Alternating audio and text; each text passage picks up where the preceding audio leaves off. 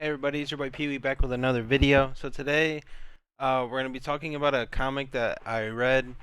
Um, I know there's a lot of people who, when it comes to AI in their comics, when they see AI art, there's like a switch in their brain that like immediately goes, "Oh, this must be AI slop. It's not gonna be good." So as a way to see whether or not like AI really does just make a comic slop, I decided to read this comic. It's called The Evil God Descends. I Own the Great Hell. There's 94 chapters out right now. I read up until I think like chapter 70 or so is what I caught up to. And I will say that yes, this comic is heavily influenced by AI when it comes to the direction of its art.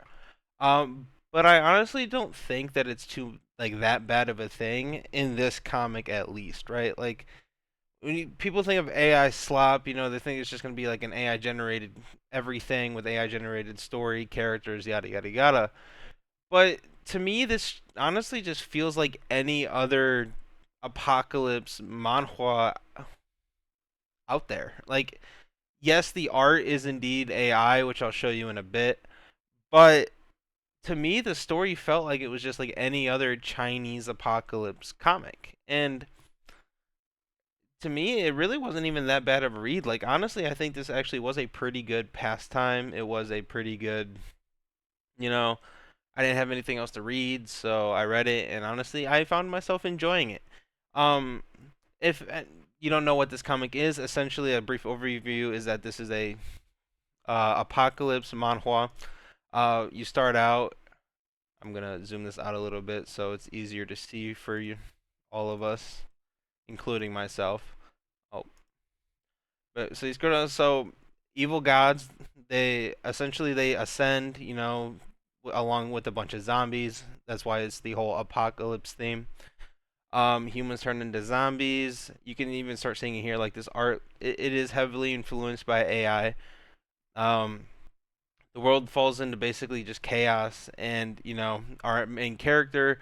There's this family heirloom that gets passed down in the family. It's like a badge for like the six great hells, and he becomes essentially, this is our main character, by the way. As you can see, there is a lot of AI in the art.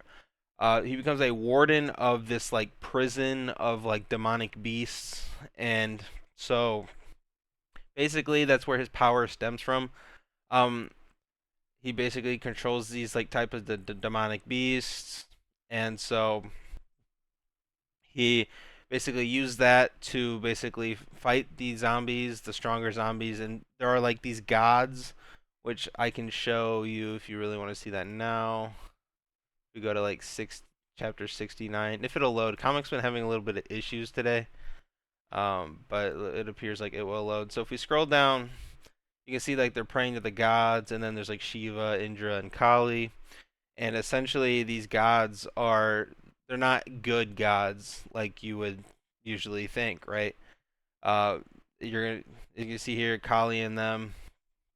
They take these humans, they kill them, sacrifice them to absorb their blood essence. So the whole premise is these evil gods, they descend upon the world along with this apocalypse, and basically they really just want to wipe out humanity in itself. So that's the premise of the comics. I will say, like I said, the art is like very AI-ish, but honestly, I don't think like AI art doesn't bother me too much. So I do understand for those out there who don't like AI art at all that you will probably be turned away simply just because of that fact. But overall, I think the story is pretty decent. He basically becomes a warden of these beasts. But essentially, the story starts out with our main character. You know how these typical Chinese apocalypse start out. You're right, like it's already been, the world's overrun and whatnot. His girlfriend betrays him with his best friend. The typical Chinese apocalypse start. Eventually, they're gonna kill him. He's gonna, regress back in time, before like 3 days before the apocalypse, and essentially he's gonna go out there and he's gonna start preparing for the apocalypse. Now, in order for him to basically like strengthen his power, he has to like kill these gods, absorb their spiritual power. Um, there are like other things that he can use. Like he basically he's in his tower, the badge part, living things can go in there. He can keep things in there to always remain fresh. So he's gonna stock up on like food, water, farming, all this other stuff. Sometimes even live animals.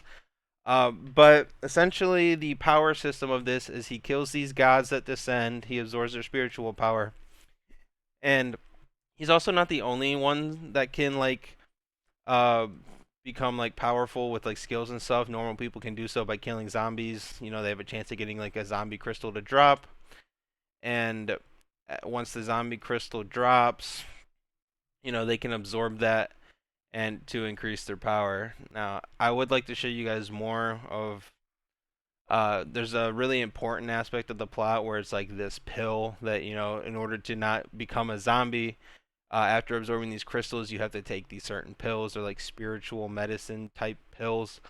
Essentially, he buys as much of that as possible to have a monopoly of it so that he can essentially control people with skills. And so, but the one major thing I want to talk about is that this is AI art and whatnot. As you can see, there is like still censoring for like blood and stuff. But overall, like I was actually genuinely surprised about the amount of like actual red blood in this comic.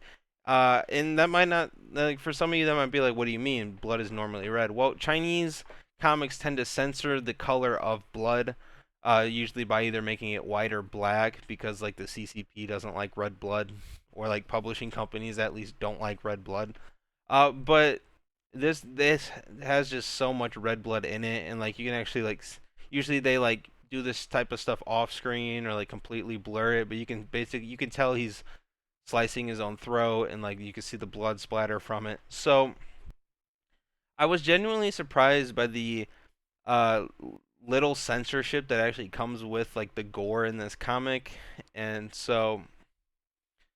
But yeah, the last thing I want to talk about is that even though it is AI art, it honestly like scenes like this where it's like the tree, the evil demonic beast tree, and like him in a standoff. Like there are still really cool art panels in this comic, and just like the designs of these, like yes, it is AI, but like still, like it still looks somewhat decent if you can get over the fact that it is AI. But essentially, that'll be it for this video. I just wanted to, do like a quick little, like, do I think this is AI slop? No, I think this is actually, a half decent comic. It's like your typical Chinese apocalypse with a power system. And, I will say there is no harem, and there doesn't appear to be any romance as of chapter 70. So I don't know if there will be or not. But I do think that, even if you don't like AI art, even if you are against AI being used in your comics, I feel like if it's at least used like this is actually a pretty good read.